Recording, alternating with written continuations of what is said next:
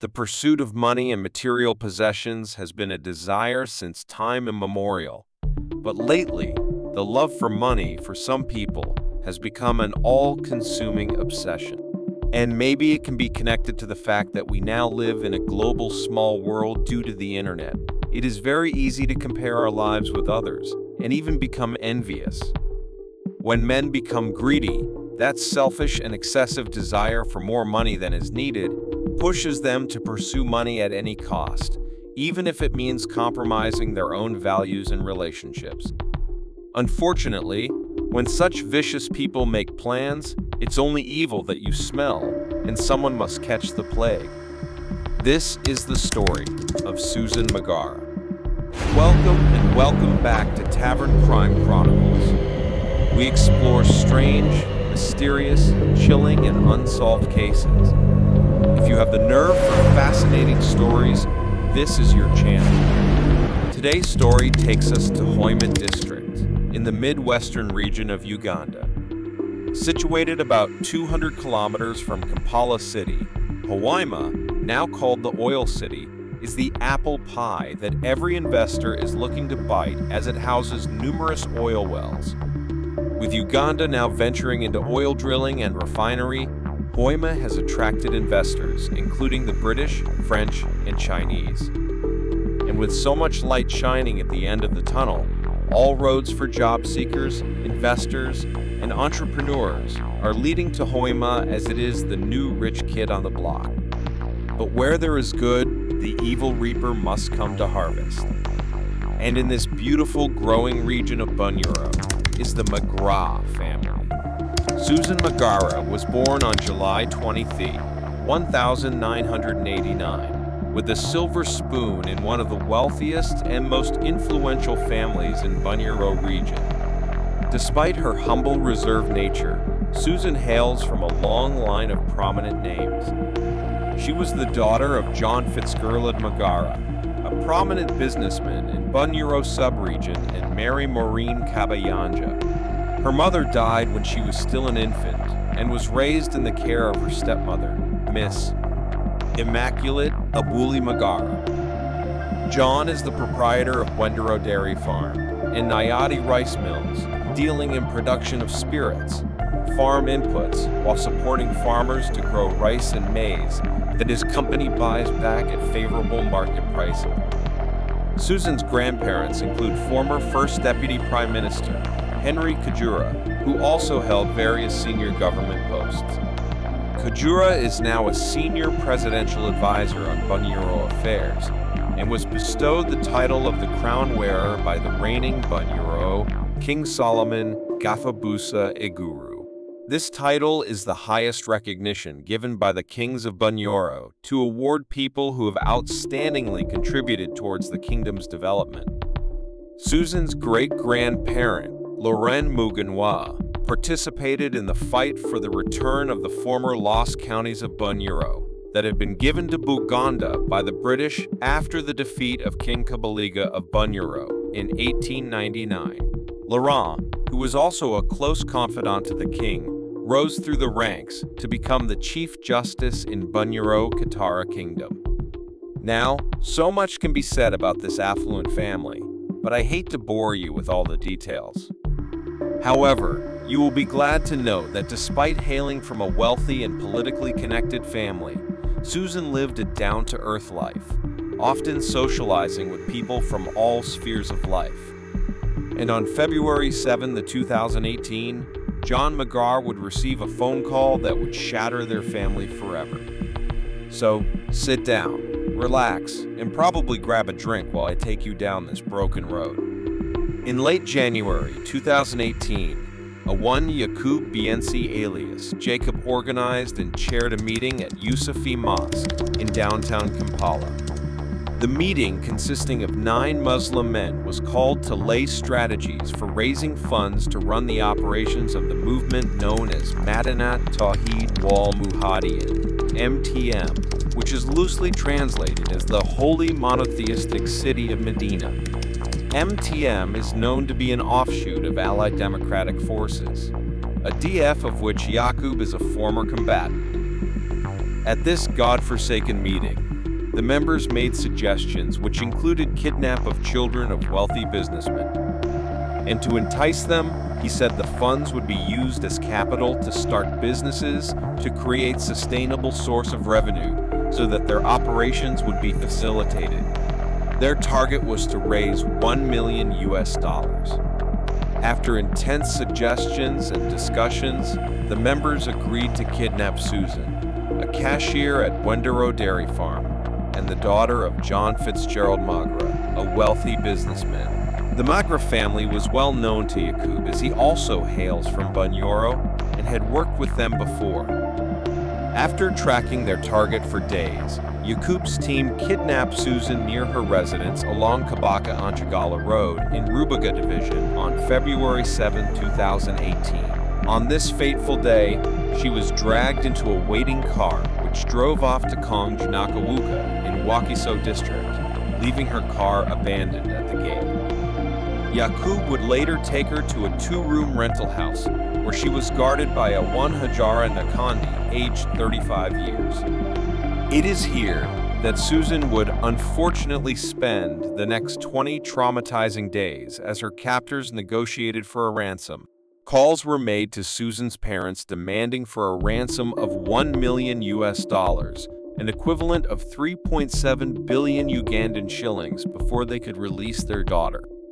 Upon learning of his daughter's kidnap, Mr. Magara immediately traveled from Hoiana to Kampala to try negotiating her release.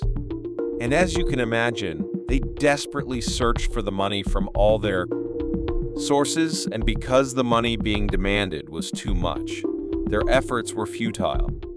Mr. Magara, while begging for his daughter's release, asked them to have mercy, for he had been able to raise 100 million shillings only, an equivalent of US $20,000.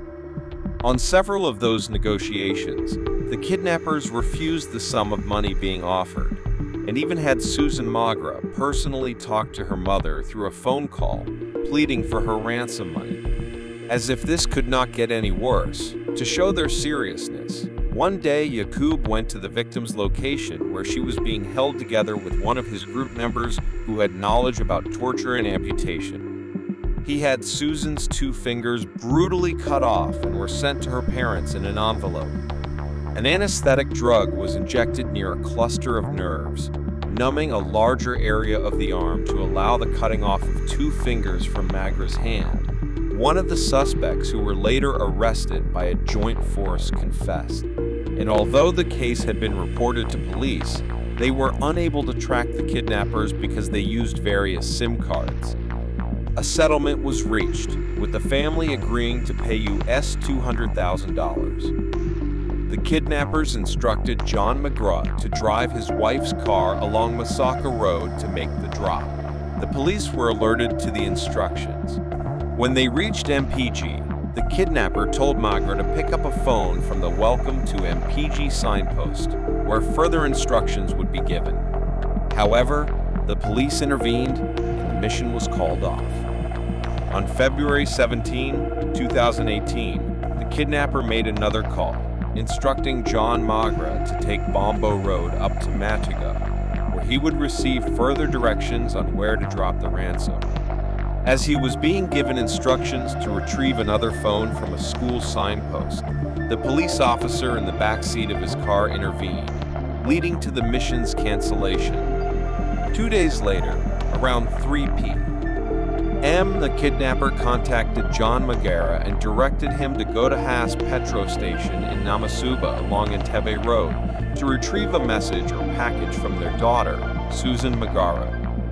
The kidnapper instructed John Magara's sister, Flora Magara, to drop the money in Busabala. The family this time chose not to involve the police, thinking it would solve the issue.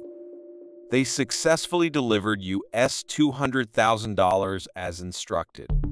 John Magara waited in anticipation of Susan's return, but his hopes were shattered.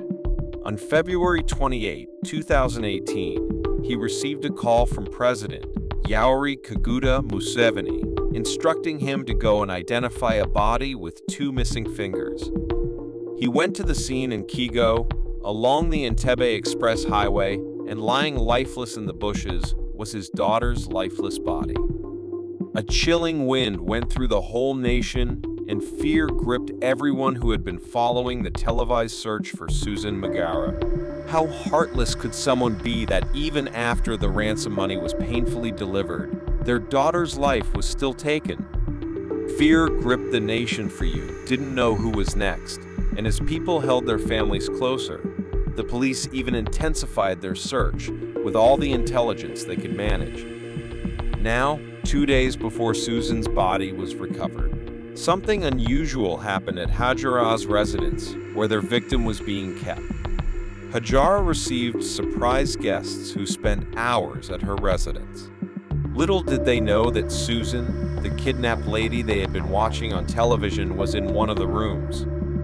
Unfortunately for Susan, one of the visitors mentioned Hajara's name, and it's at this point that all hell broke loose.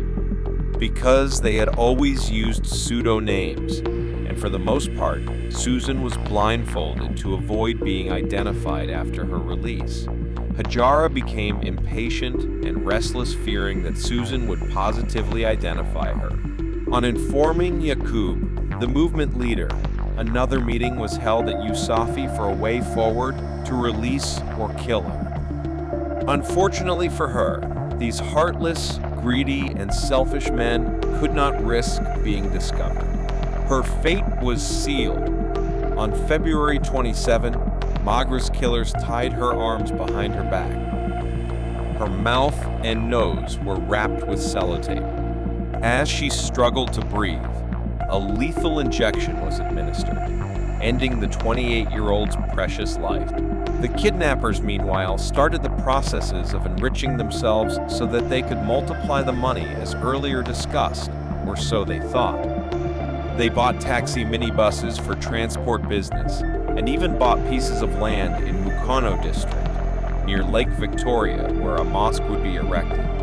Prior to this, police had received numerous tips about a one Patrick Agaba alias Pato, who had traveled out of the country to South Africa with a big bag of cash in US dollars. And because Patrick was a distant relative to Susan, very well known to the Magara family, he became a big suspect because he was known for living large, and yet his money sources were not known.